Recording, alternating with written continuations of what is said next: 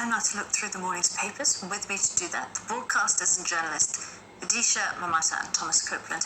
Hello to you both again. Thank you so much for hanging around. Let's start with politics. I know, Vidisha, you want to talk about Iran, and we'll talk about that in a bit, but I just want to get your reaction. Have you read the op-ed, Liz Truss's op-ed in The Sun this morning, I think? Have you read it, and what do you think about it? I have not read it. Is Liz been doing her homework over the weekend? I'll read you I'll read you the first line and the last line. Thomas, have you read it? No, it hasn't been sent round to us yet. Okay. I know this should be... This is the first line, and then I'll read you the last line.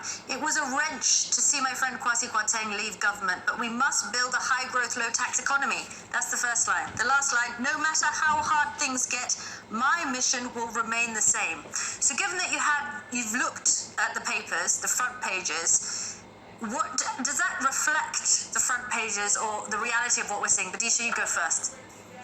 I like that you use the word reality, because I was just about to say that Liz Truss, who has made so little impression on me that I keep accidentally calling her Lynn Truss, which is not what you want in your Prime Minister, is it?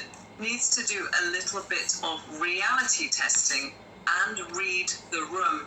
There's a very interesting story in the background around Kwasi Kwarteng, which is, did he jump or was he pushed?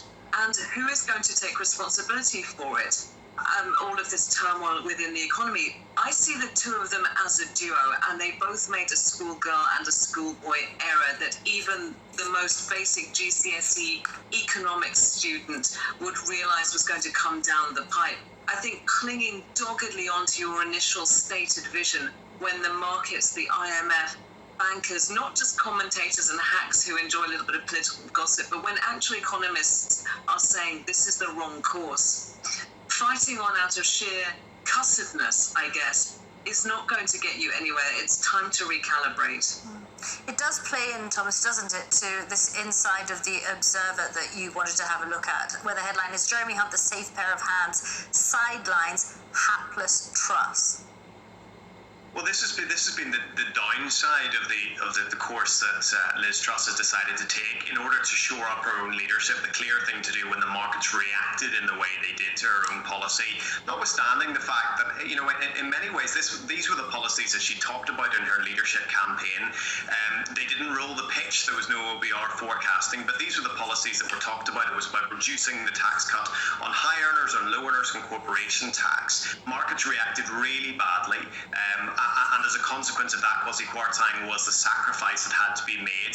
I wonder what the full political ramifications of that will be in time. A lot of Tory backbench MPs talking about Liz Truss's understanding of loyalty and what that means. And if you do not have a PM who is in such a precarious position as she is at the moment, that topic of loyalty is something that's so important, and Boris Johnson learned over an extended period of time that when push comes to shove, having Tory MPs that were loyal to you was going to be so important. Bringing Jeremy Hunt into that position is frankly very dangerous for her. One of the things we talked about in the previous hour was this possibility of new candidates, unity candidates, around whom could the Tory party potentially coalesce to put their faith in if they felt as if Liz Truss could no longer lead them. Liz Truss has essentially handed them an answer on a plate, which is Jeremy Hunt, a relatively sort of unthreatening candidate, but also somebody who has run for the leadership in the past, increasingly maybe even being viewed as a kind of elder statesman within the party, such as that is over the period of time. He's been in ministerial positions for an extended period of time, culture secretary, health secretary.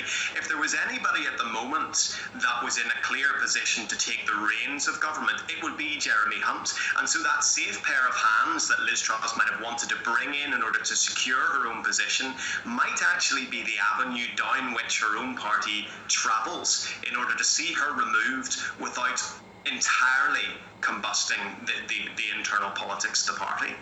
Okay, let's leave politics for a moment but stay with the Observer, because Vidisha, this is a story you want to talk about, and this is about the crackdown in Iran and all those protests following Mahsa Amini's death. If only we could leave politics behind, but this very concerning article is about the fact that the nation's women and men and girls and boys are in their fourth week of protests against the killing of this 22-year-old young woman, Mahsa Amini, who was killed by the so-called morality police for apparently not wearing her hijab correctly. And in fact, they have been linked to the deaths of many other protesters ever since. It seems that this revolution is not going to die away because the resistance has been brewing for so many, many years and decades. And so what the regime has done is begin, of course, targeting the messengers. There have been internet blackouts on particular internet searches, and now journalists just like you and me working at all sorts of newspaper outlets, magazines, radio, TV are being sacked, suspended, put under house arrest, taken off their duties, or then reinstated and been told by the regime, well, you can only write what we tell you to write. So very, very top down. And it's extremely alarming to see, because people are genuinely, as you see here, being swiped off the street, being grabbed, being put into detention, not being seen by their friends, family and colleagues for 2 weeks, and then having lies told about them by the regime regarding what happened to them.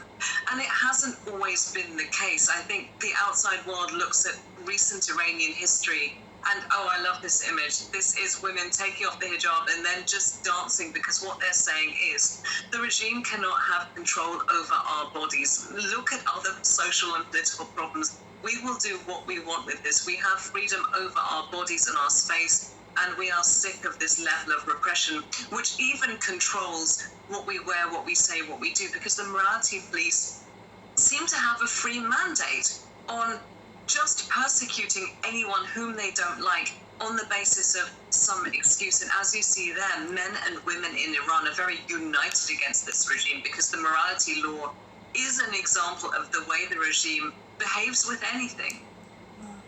It's very interesting. Well, it's going to be interesting to see how this all plays out and how it does eventually end. Let's go to the Mail, Thomas. And this is about the relationship between Andrew Bailey and Kwasi Kwarteng and Jeremy Hunt. And two phrases, really: flying blind and a meeting of minds. Well, that's right. One of the challenges that Liz Truss has immediately faced, and it means that it's very difficult for her to unify her party around her, is that her opponent at the moment isn't the Labour Party. It isn't even a wing of her own party. It's largely been the markets. We talked earlier about, a failure to roll the pitch, notify the markets, get that OBR forecasting meant that they reacted in the way that they did. But it's also worth saying that these policies weren't entirely unexpected. The idea that the Liz Truss would cut the 45% rate was pretty much expected. Corporation tax lowering, pretty much expected, and 19%, that basic rate, pretty much expected. Bankers' bonuses, less so. These were all expected, so the market's reacting quite as sort of aggressively as they did. Certainly probably surprised some people in government. They should have worked harder and seen that coming.